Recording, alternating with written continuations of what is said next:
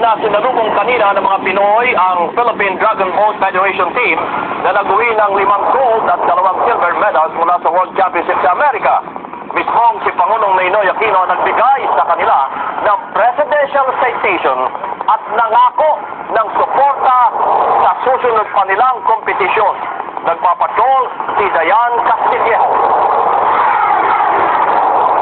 Sa eroplano pa lang, excited na ang Philippine Dragon Boat Federation team na makauwi ng Pilipinas. Dala ang 5 gold medals at 2 silver mula sa World Championship.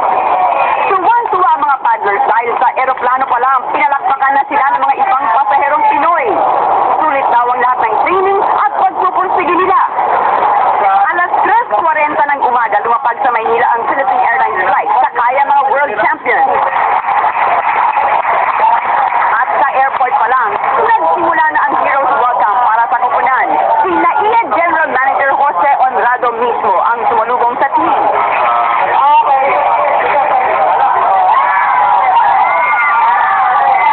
At kahit madaling araw, nagsari ng mga taga-suporta ng team sa airport, dala ang mga banners.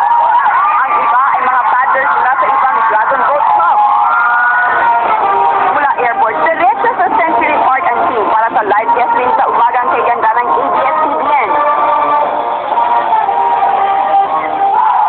Masaya ang kwentuhan ng koponan tungkol sa napakagandang karanasan sa Tampa.